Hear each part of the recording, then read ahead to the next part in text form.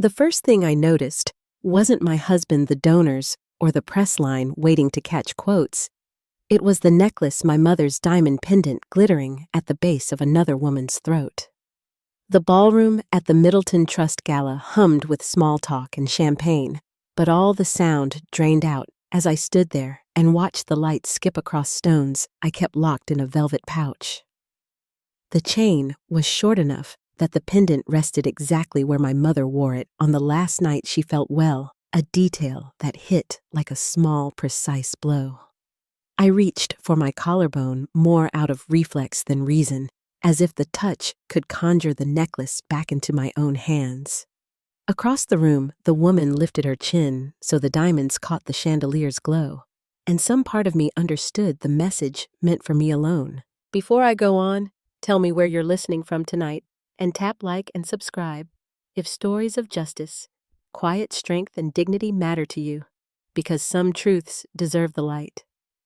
I was born to steady people who measured success by whether the lights stayed on and Sunday supper tasted like home, not by the size of a donor wall, and they named me Claire, after my grandmother, who kept a ledger for every penny she stretched. When I met Adam, we were both too young to know how ambition can polish a story until it doesn't resemble the truth anymore. And he dazzled me with ideas that seemed big enough for both of us to live inside. He had a way of making a room lean toward him, while I had a way of making a room believe him. PR taught me how to fit the right words to other people's dreams, and for a long time, I didn't mind that the words were his. We married in a small church outside Nashville, wrote vows about partnership, and hung them in a frame above a desk we promised to share. For a while we did share it, his laptop balanced on one side, my color-coded binders on the other, until his side grew crowded with late-night plans, and my binders moved to a closet that no one opened unless something needed fixing. My mother passed 2 years into our marriage, leaving me a careful inheritance, and that pendant she wore only at births, graduations, and the kind of dinners where a person needed to remember she mattered. I put the money into Adam's company because he swore it would turn the grind into a life not just for us, but for the people he wanted to hire, and I believed him enough to sign the checks with a steady hand. When Nora arrived, sweet and colicky and perfect, I learned the art of doing 2 things at once, rocking a baby while formatting pitch decks, answering investors with one thumb while warming bottles with the other.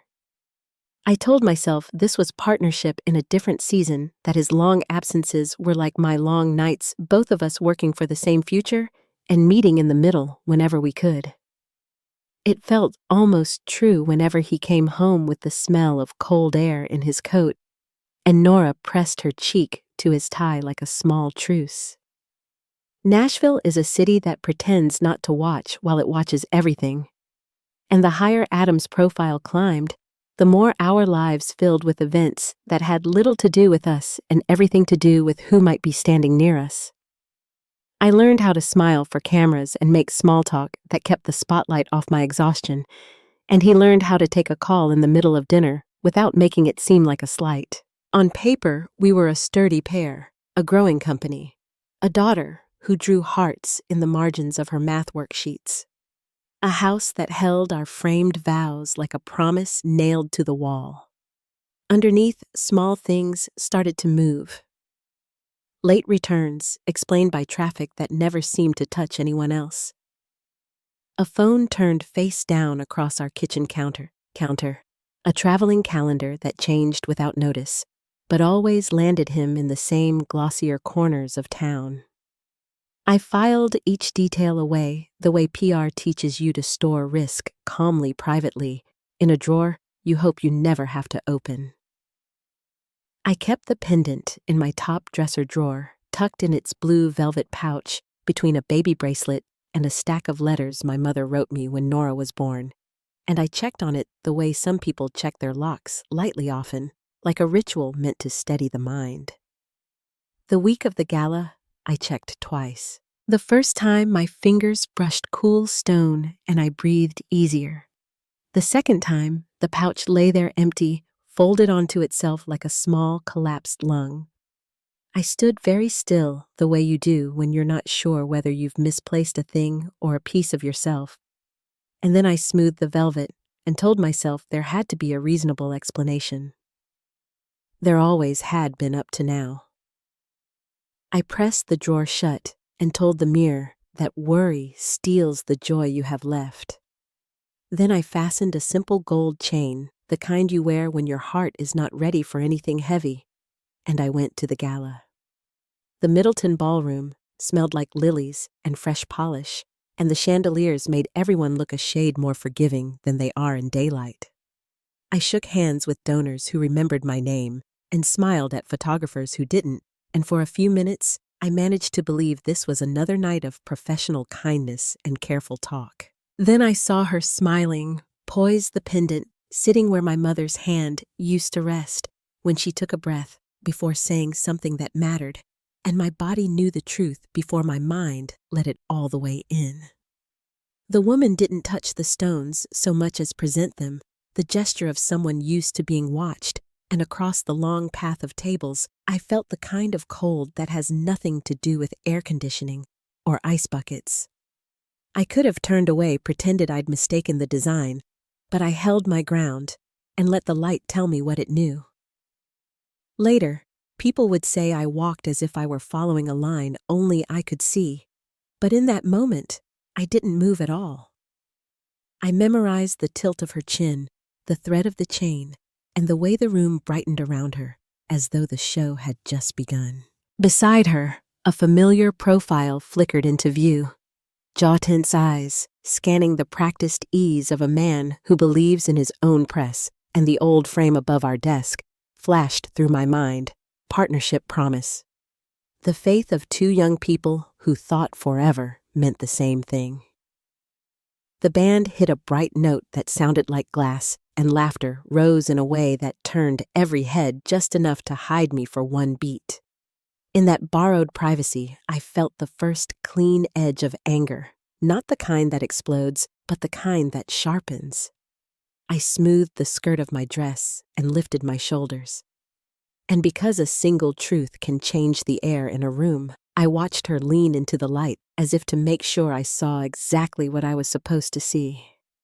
The night of the gala left me hollow, but emptiness quickly gave way to something sharper.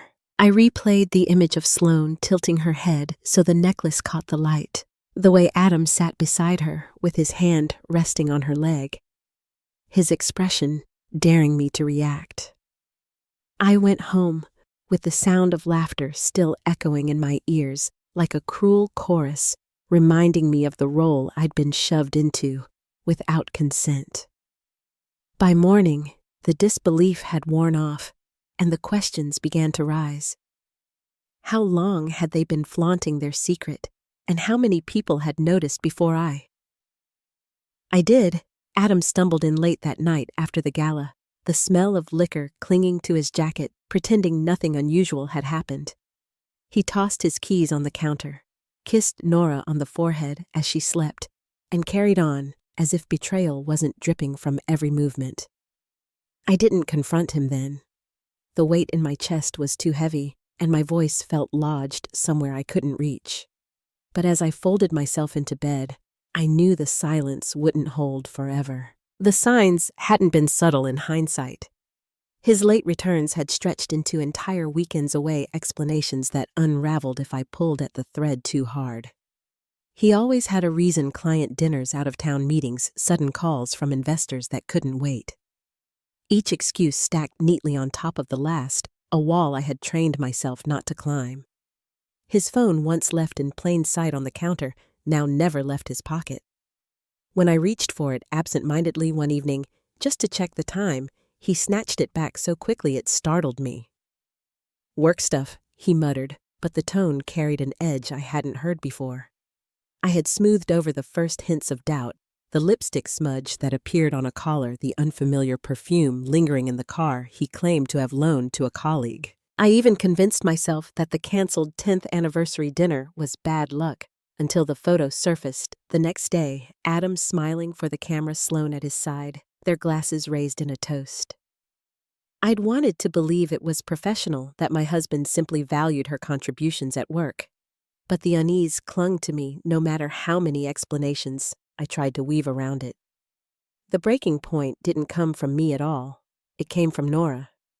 One afternoon, she sat at the kitchen table coloring while I chopped vegetables for dinner. Her voice was light casual as she mentioned seeing her daddy at lunch that day. She had shiny hair and laughed a lot. Nora said, her little hands busy with crayons. He gave her flowers after. I gripped the counter so tightly my knuckles turned white, forcing my face into a smile I didn't feel. "That's nice, sweetheart," I whispered, though inside I was unraveling. My 8-year-old had stumbled onto the truth I had been avoiding. That evening, when Adam came home, the air clung to him like a stranger's signature expensive cologne. I didn't own one I had never smelled on him before. He leaned down to kiss my cheek, as if nothing were amiss, but I caught the faint trace of lipstick along his jawline. I turned away quickly, pretending to be distracted by the stove, but my chest tightened with every breath. There was no hiding anymore. Denial had lost its grip. I told myself not to crumble in front of Nora, not to let her carry the weight of what her father was doing. I tucked her into bed that night with an extra story and brushed her hair away from her face, promising her quietly that she was safe. Only when her breathing evened out did I let the tears come muffling them into a pillow so she wouldn't hear. Betrayal had moved from suspicion into certainty, and I felt the foundation of my life shift beneath me. Adam had always been good at flipping blame. When I raised concerns in the past, he called me paranoid, insecure, ungrateful for everything he was building. He would turn my instincts against me until I wondered if I had imagined it all. But this time, his gaslighting couldn't hold. The necklace around Sloane's neck, the flowers Nora described, the scent of another woman on his skin, each detail lined up too perfectly. It wasn't paranoia, it was proof. The realization came with a sick kind of clarity. All those years I had defended him to family and friends, insisting his long hours were for us, insisting his distance was temporary, insisting that the strain was worth the future we were building. I had been shielding him, not protecting myself. I thought about the inheritance I poured into his company, the nights I spent rocking a crying baby alone, while he was out chasing deals, the countless sacrifices I had made in silence. He hadn't just betrayed me as a wife. He had betrayed the family I built around him with everything I had. I didn't confront him that night or the next. The words sat on my tongue, bitter and sharp, but I held them back. I knew if I exploded too soon, he would twist the narrative until I became the problem. He'd say I was dramatic, unstable, ruining what he had built.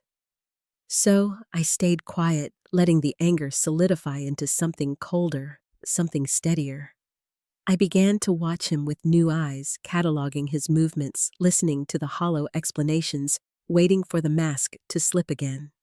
The city still saw him as a visionary, the golden boy with ambition too large for a single skyline.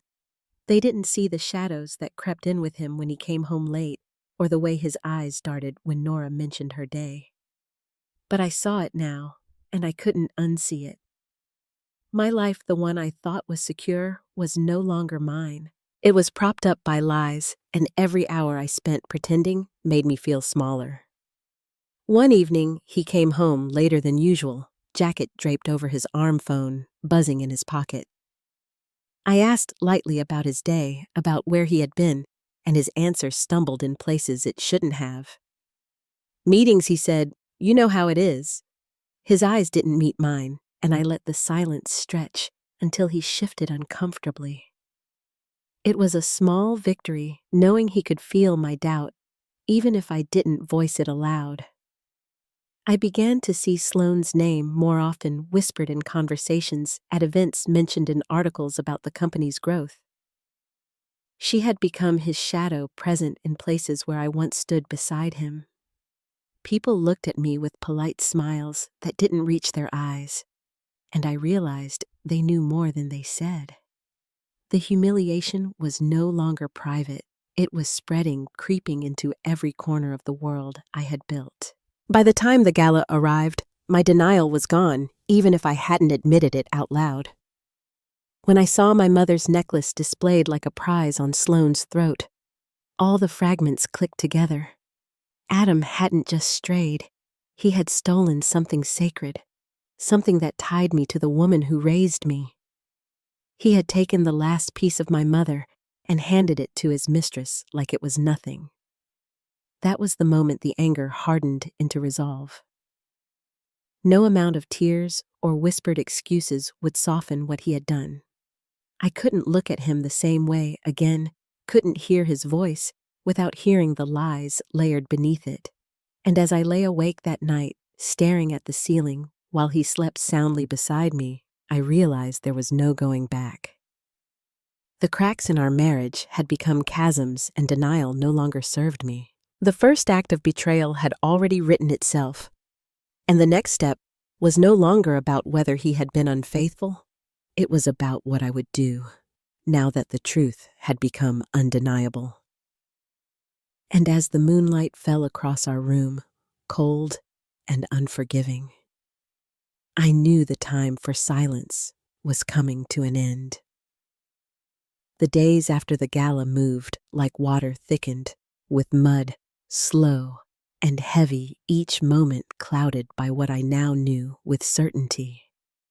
Adam carried on, as if nothing had shifted, as if my silence meant consent, while inside me, everything was cracking.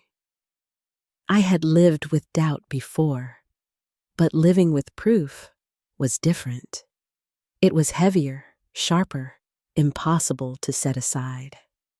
At night, after Nora was tucked into bed and the house went quiet, I lay awake, staring at the ceiling. The faint glow of Adam's phone would flicker beside me as he typed with quick, secretive precision, his back turned. I stopped asking who he was messaging. I already knew. My tears came quietly, then silent enough not to wake Nora, but steady enough that my pillow carried the truth of what I was enduring. I hated myself for crying in the dark, while the man who betrayed me slept easily a few feet away. During the day, I tried to keep life normal for Nora. I packed her lunch with care, braided her hair before school, and smiled when she told me about spelling tests or playground games. But the weight pressed down even in those moments, and sometimes I had to turn away to steady my breath. She had already carried more truth than an 8-year-old should, and I refused to let her see me crumbling. Still, children notice more than we think. More than once, I caught her eyes studying me, searching for reassurance I wasn't sure I could give. The house itself began to feel unfamiliar. Every corner seemed to whisper back pieces of memory I couldn't bear to revisit. Late nights spent waiting on the couch, the birthday dinners Adam promised, but canceled the anniversary flowers that never came. Even the desk where our vows once hung became a monument to everything I had given up. I would trace the frame with my fingertips and wonder how many of those promises he had broken before I even realized. Family and friends had begun to notice as well. A cousin stopped by one afternoon bringing cookies for Nora and asked lightly if Adam was still working such long hours. The pause before my answer gave me away, and I watched her smile falter.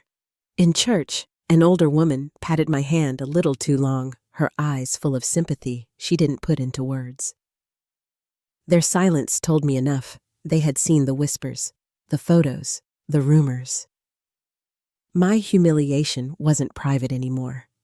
It was quietly shared, a story passed in polite tones that never reached my ears directly. I tried once to confront Adam in a measured way. One evening after dinner, I set down my fork and asked, "Are you seeing her?" He looked at me with that practiced disbelief, the kind meant to make me question myself.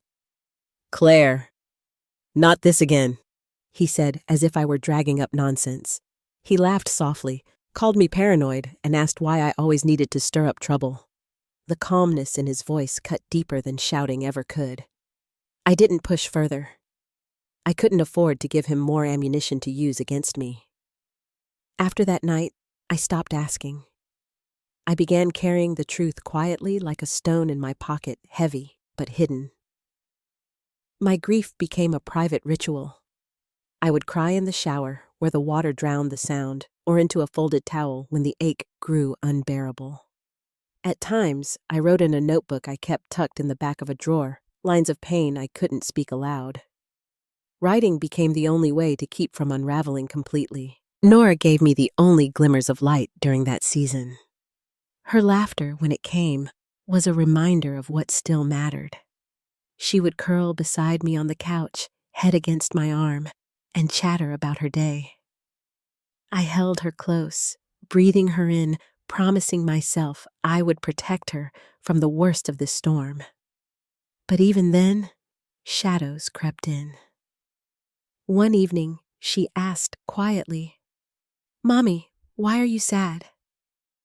I kissed her hair and told her I was just tired. She accepted it, but her eyes lingered on me longer than usual, and I knew she sensed more. I felt like I was disappearing in my own life. The woman who once spoke with authority in boardrooms, who knew how to craft messages that could sway entire rooms, had been reduced to silence in her own kitchen. I had traded my voice for the illusion of stability, and now I was paying for it with tears no one else saw. The weight of all those swallowed instincts pressed harder with each passing day. The nights grew colder. Sometimes I would find myself standing at the bedroom window, looking out at the quiet street, wondering how many other women had stood in the same place, living beside men who smiled to the world while breaking them in private. The thought was both isolating and oddly comforting. I wasn't alone, even if I felt it. Still, the knowledge did little to soothe me. I began to realize the cost of continuing this way. The grief was no longer just mine. It seeped into the edges of Nora's world, into the silence between Adam and me, into the way people looked at me with pity instead of respect. I was living in a house built on lies, and no amount of denial could change that. And yet, for a time, I stayed in that place of hidden pain, letting the days blur together, while my heart carried the weight in silence. I told myself I needed to endure a little longer to protect Nora until I could find a way forward. But the ache was growing sharper, the silence harder to bear. Something inside me was shifting, and I could feel it in the steadiness of my own breath. By the time the leaves began to turn outside our windows, the grief had hardened into something else, an ember that glowed quietly in the dark. I wasn't ready to move yet, but I knew the day was coming when my silence would no longer hold. The morning after another restless night, I stood in front of the bathroom mirror and barely recognized the woman staring back. My eyes were swollen, my hair limp, and my shoulders slumped like the weight of everything I had carried was finally visible. I had always told myself that my sacrifices were noble, that giving up a career and pouring myself into Adam's vision was a sign of loyalty. But as I studied my reflection, I no longer saw devotion. I saw someone who had allowed herself to vanish. The memory of my mother's necklace flashed again, Sloane flaunting it at the gala. Adam smirking at my reaction, the whispers echoing through the crowd. That necklace had been my last connection to my mother, a piece of her love I thought no one could take. Now it had been paraded like a trophy by the woman who had slipped into my marriage without shame. Grief shifted inside me, its edges sharpening into something colder. I didn't cry this time. Instead, I felt a steadiness that surprised me. For years I had lived in Adam's shadow, convincing myself his long hours and broken promises were part of a greater plan for our future. I had silenced my instincts, swallowed accusations, and let him tell me who I was. Paranoid, dramatic, ungrateful. But that morning, with the mirror showing me what I had become, I knew I couldn't keep waiting for him to define me. My silence had protected him, not me, and it had cost me pieces of myself I could never get back. I walked into the bedroom and saw him asleep, his phone still glowing faintly on the nightstand. The sight no longer sparked heartbreak, it only fueled my resolve. I slipped on my robe, patted downstairs, and opened my laptop. Years of helping him with proposals and investor pitches had left me familiar with every corner of his finances.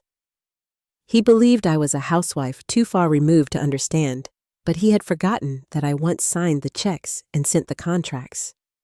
The access was still mine. My fingers trembled as I logged into our joint accounts, but once the numbers appeared, my movements grew steady.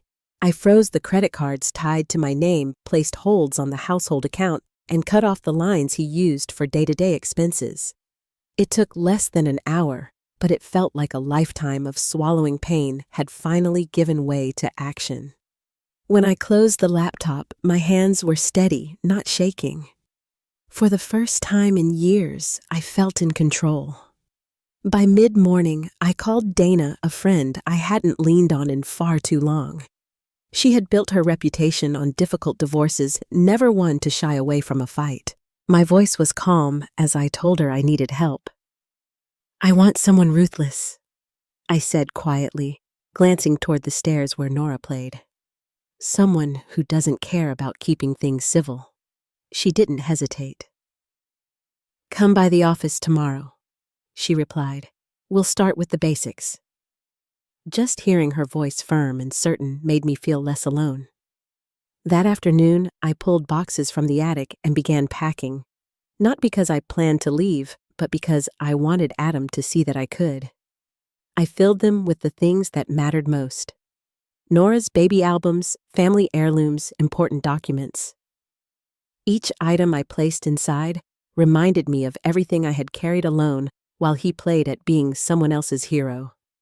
I stacked the boxes neatly by the door, a warning in plain sight. If I chose, I could take everything that mattered and walk away. By evening, I heard the first cracks in his composure. His card had been declined at a hotel bar, then again at a restaurant.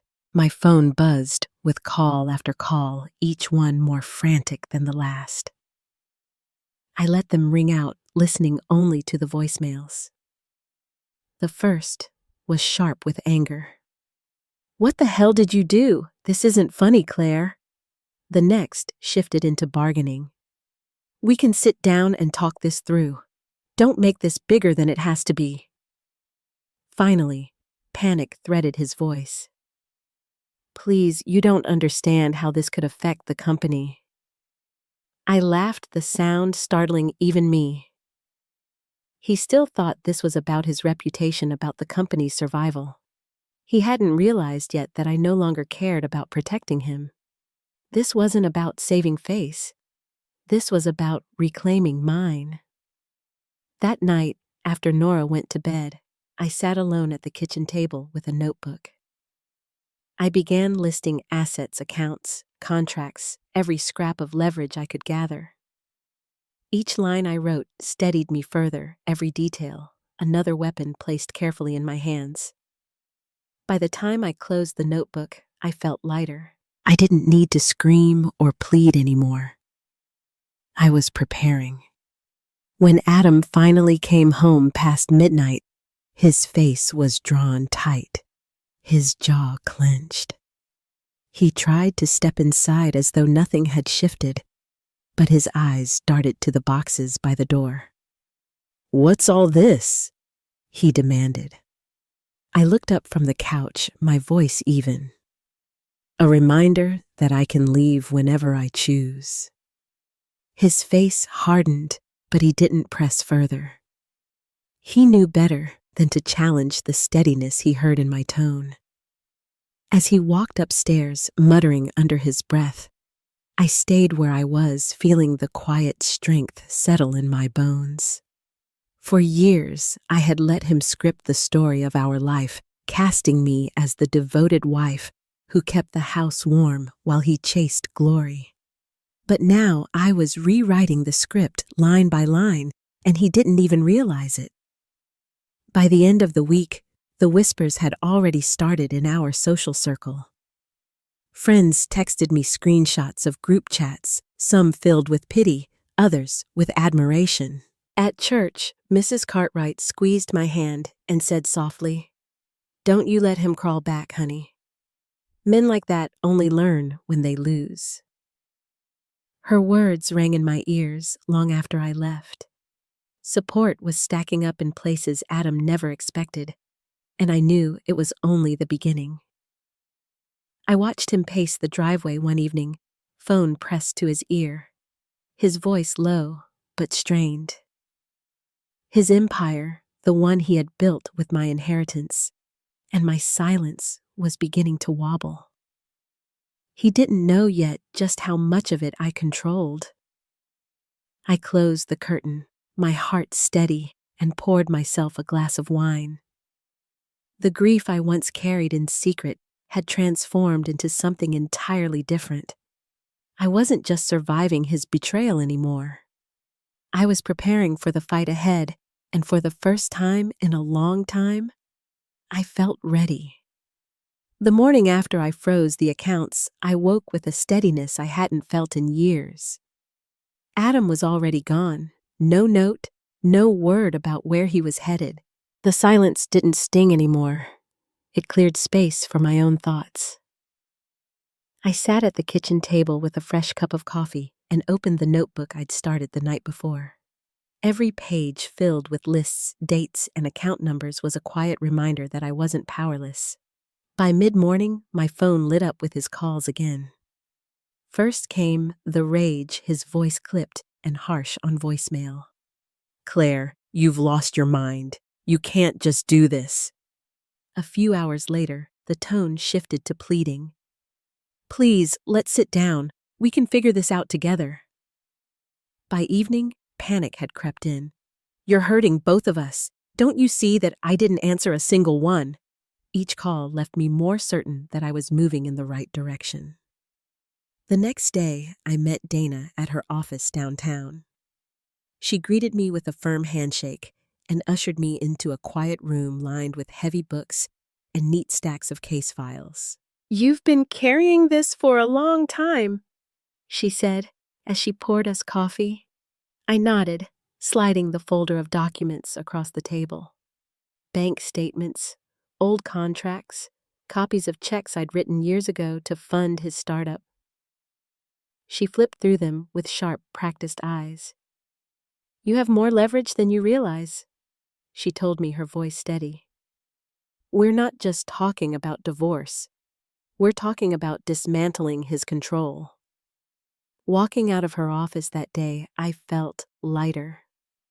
For the first time, someone else had looked at the pieces of my life and confirmed what I already knew. Adam's empire had been built on my sacrifices, and I had every right to reclaim what was mine. That evening, when Adam showed up at the house, he was visibly unraveling. His tie hung loose, his jaw tight, and his hands clenched at his sides. He tried to push past me when I opened the door, but I held firm. "We need to talk," he demanded. I crossed my arms. "No, you need to listen," he scoffed, his voice laced with frustration.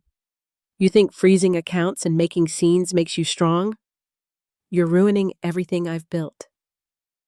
I kept my voice calm. "Everything we built, Adam. With my inheritance? With my years? With my silence while you played house with her." His eyes flickered a brief flash of recognition before hardening again. "So this is about money," he muttered. I shook my head. "No. This is about respect, something you'll never understand." His jaw clenched, and for a moment I saw the man behind the mask, cornered, desperate, dangerous. He stepped closer, his voice low. "You'll regret this." I held his gaze and replied softly. "Not as much as you will." Then I shut the door, leaving him standing outside in the fading light. Inside, I leaned against the doorframe, my hands trembling, not from fear, but from adrenaline. For years I had been reacting to his choices, his lies, his betrayals. Now I was the one setting the pace. Word began to spread quickly through our circle. Memphis has a way of carrying stories faster than any newspaper. Friends texted me, some offering sympathy, others quiet admiration. Screenshots of group chats made their way to me, women sharing sharp comments about Sloane parading in jewels that weren't hers. At church the next Sunday, Mrs. Cartwright gripped my hand firmly.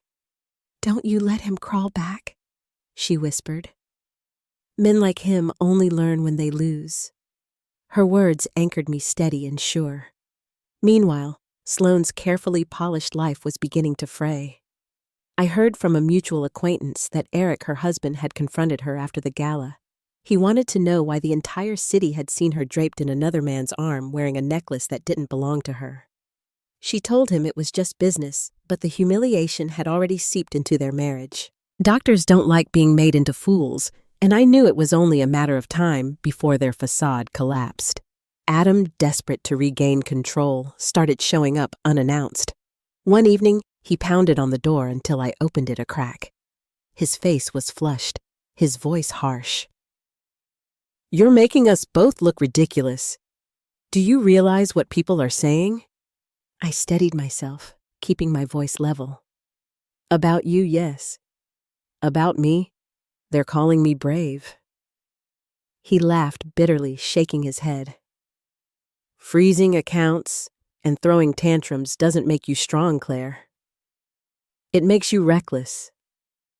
I leaned against the frame, my tone cutting through his bluster. "You wanted me silent and obedient. That woman is gone." His eyes darted toward the stairs where Nora was finishing homework. For a moment, he softened, but the desperation underneath only sharpened his edge. "We can fix this. I'll apologize. We'll spin it. People will forget." I shook my head. "I'd rather burn it all than be your prop again." The muscles in his jaw twitched. He opened his mouth as if to lash out, then stopped himself.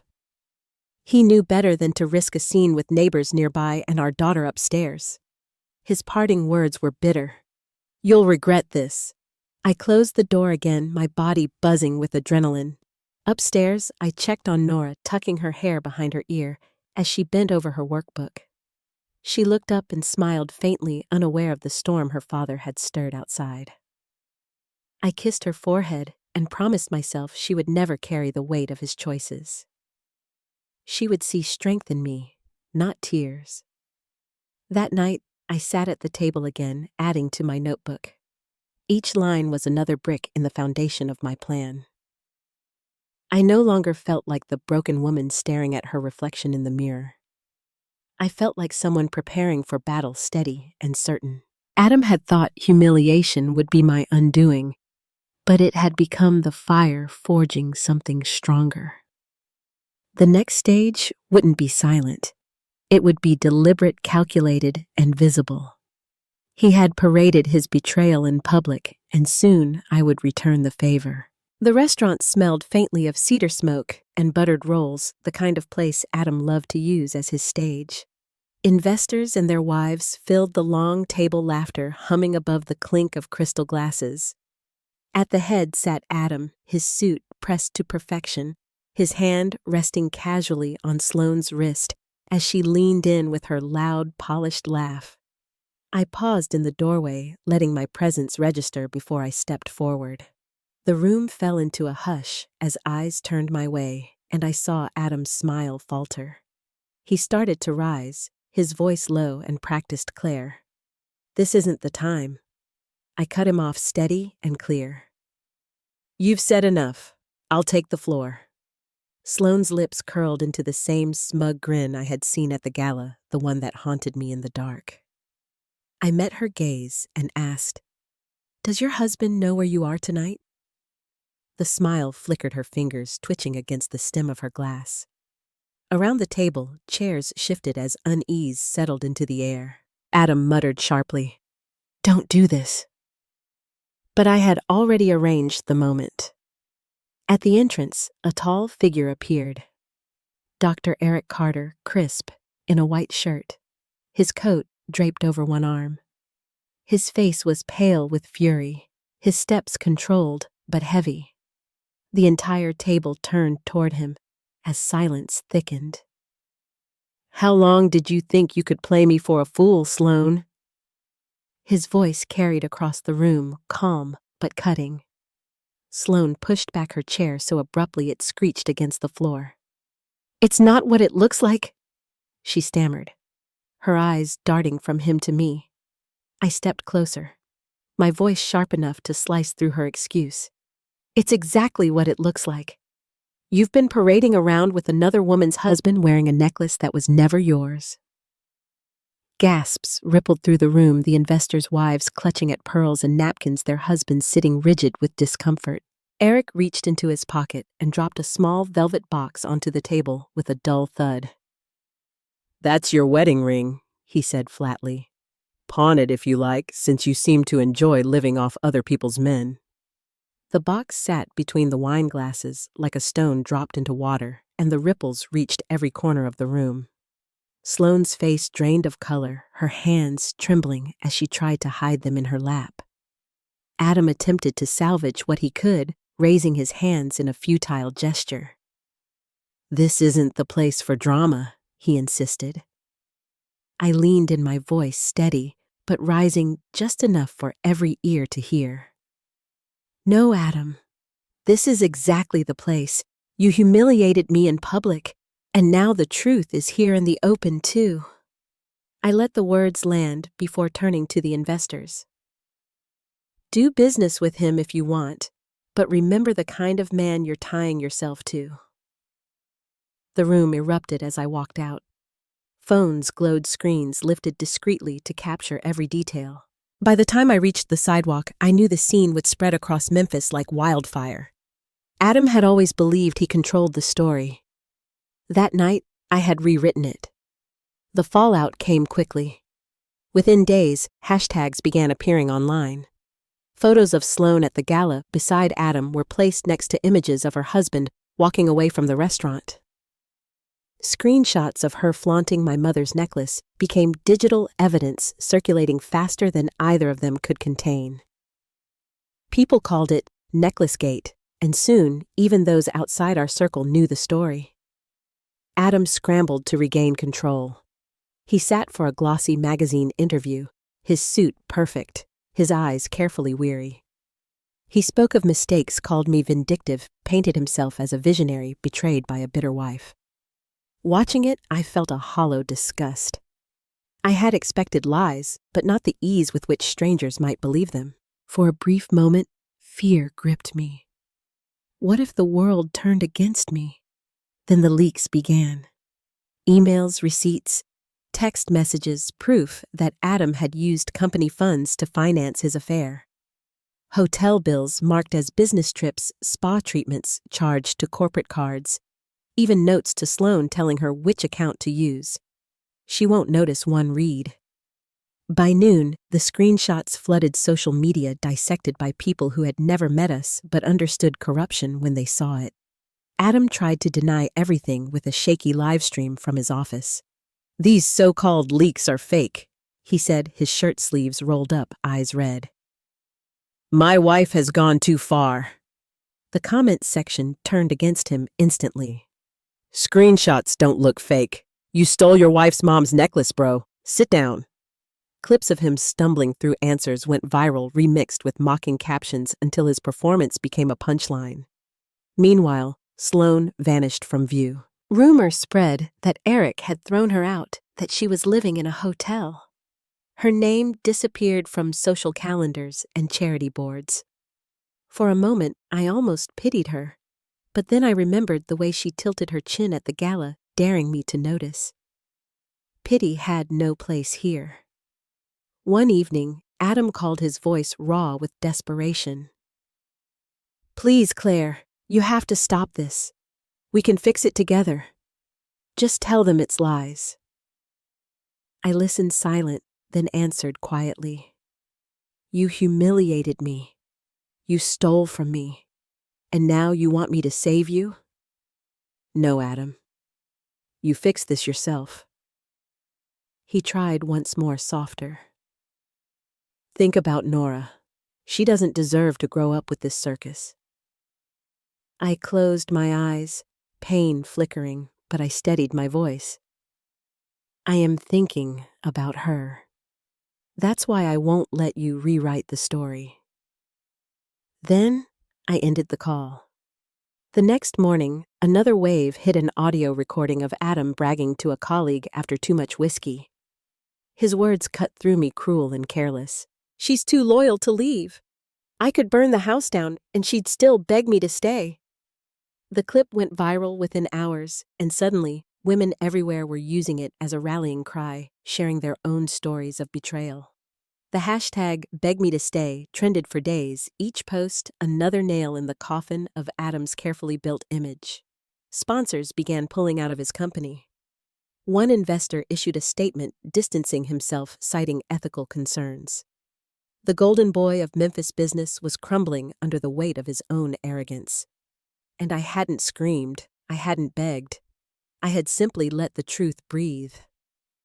As the days passed, I sat on the porch with Nora, watching her draw pictures with chalk on the steps.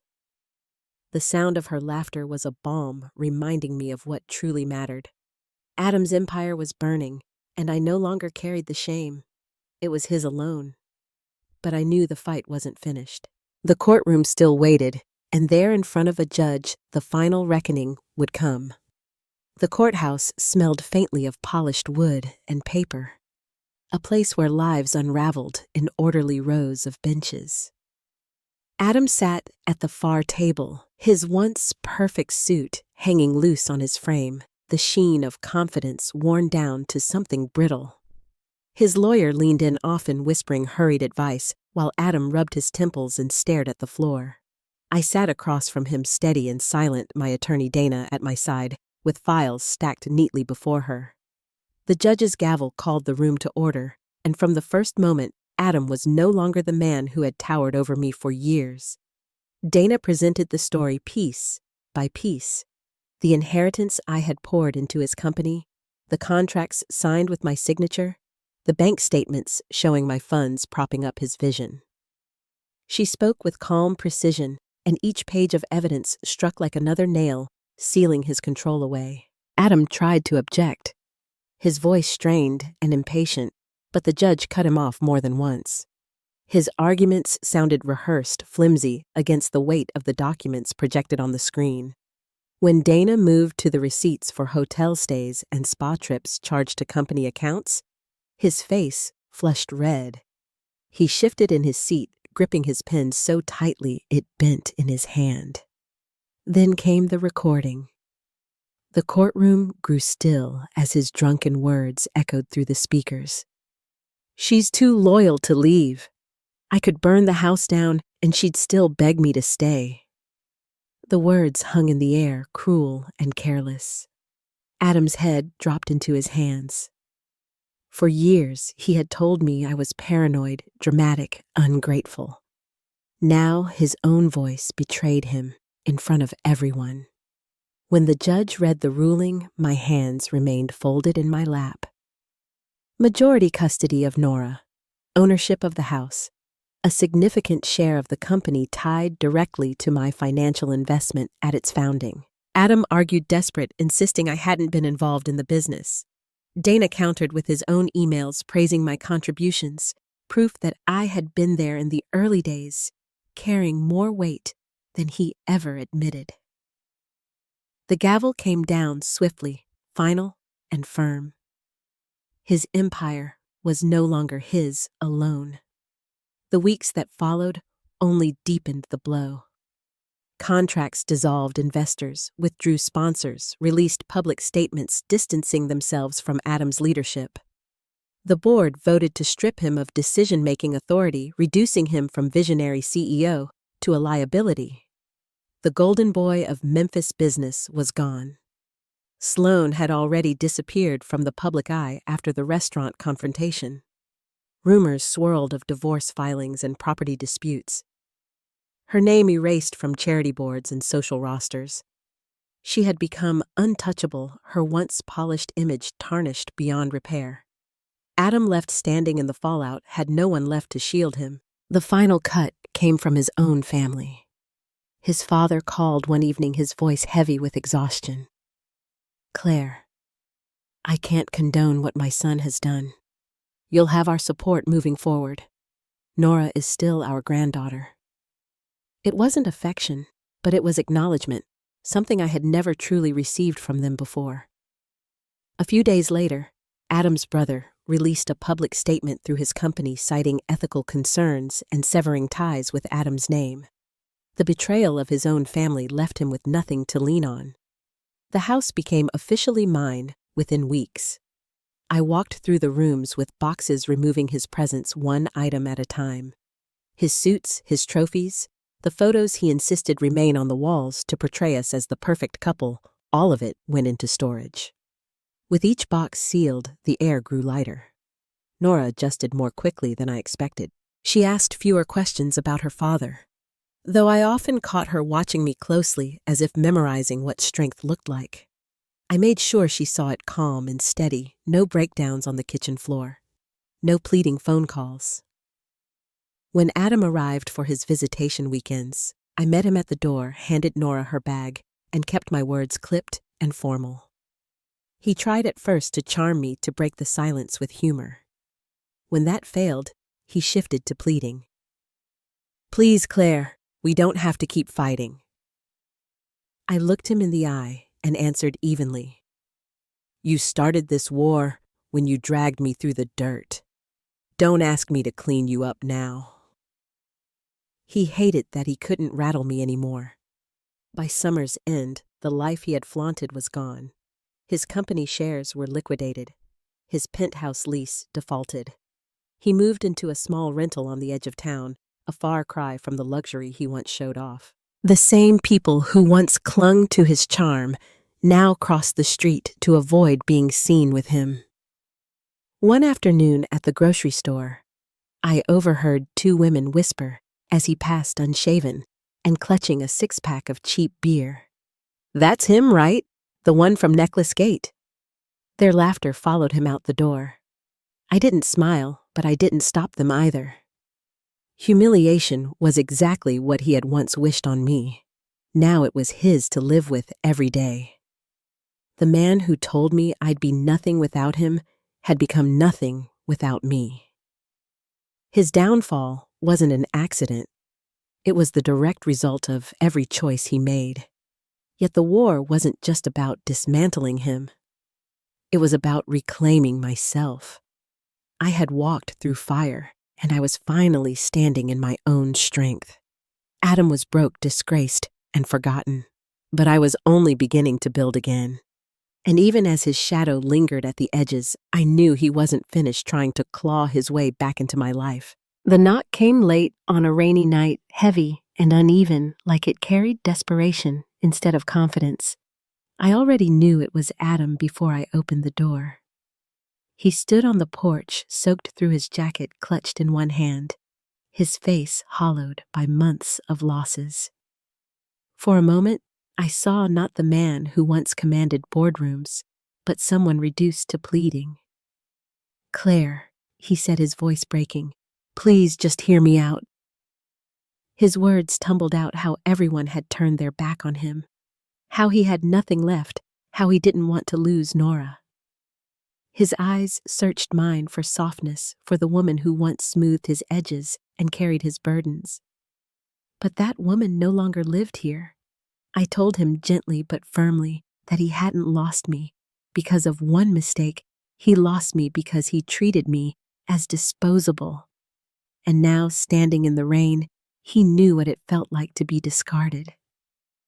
He tried again, clinging to the one thread he thought might sway me. "I don't want to lose Nora." The words hit harder, but I kept steady. He hadn't thought about her when he left lipstick on his collar, when he let another woman wear my mother's necklace, when he humiliated us both in front of the city. He wasn't holding her name out of love, he was holding it out of desperation. I met his eyes and told him so. The rain dripped from his hair onto the hardwood floor as he whispered, "I can change. Please, give me another chance. I'll do anything." I searched his face, looking for even a flicker of the man I once believed in. All I saw was fear of being alone, not true remorse. "You think begging makes you different from the man who betrayed me," I said quietly. "It doesn't. It just makes you desperate." His shoulders slumped. His voice cracked, and he whispered, "I can't do this without you." I stepped back, my hand resting on the door. "You are the architect of your own destruction, Adam. Don't look at me to rebuild what you burned." His mouth opened, then closed again. No words came.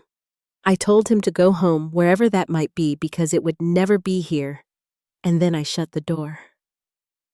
Through the glass, I watched him shrink under the downpour until he finally walked into the darkness. When the silence settled again, I leaned against the door and exhaled slowly. My hands didn't shake, and my heart didn't race. The war was over, and I had won. 6 months later, the house felt different, lighter, calmer. The shadows Adam left behind had lifted.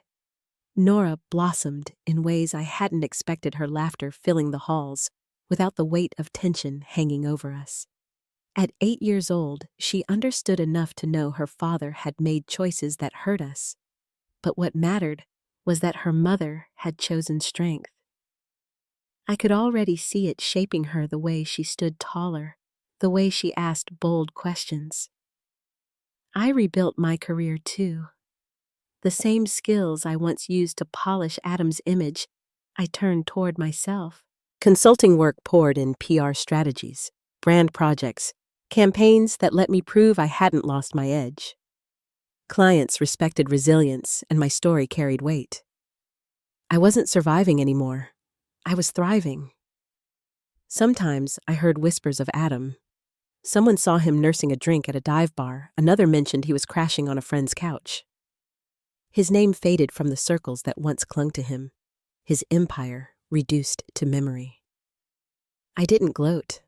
I didn't need to. His downfall wasn't my prize.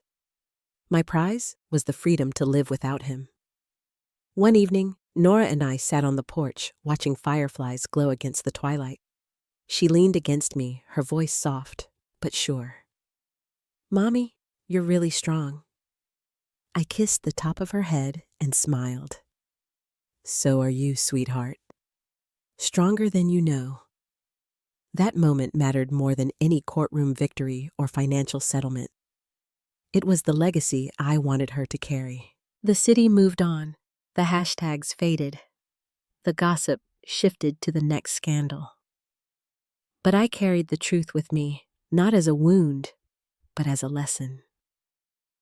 My mother's necklace sat safely in my drawer again.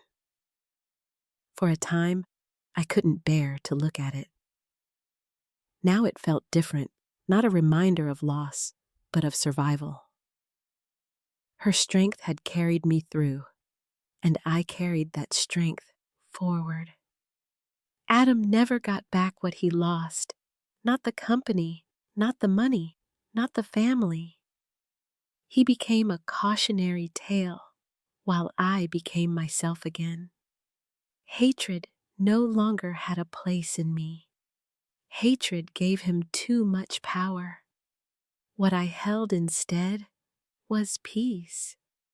Because freedom isn't the absence of pain. It's the choice to stop living in it. When I look at my reflection now, I don't see the broken woman frozen at a gala, while another woman flaunted her mother's necklace. I see someone steadier, sharper, unafraid. Betrayal nearly destroyed me, but instead it transformed me. And in that transformation, I found everything. I thought I had lost myself, my future, my peace. Before we close, I'd love to know what part of this journey spoke most to you. Share your thoughts in the comments, and if you'd like to hear more true family stories, stay connected here.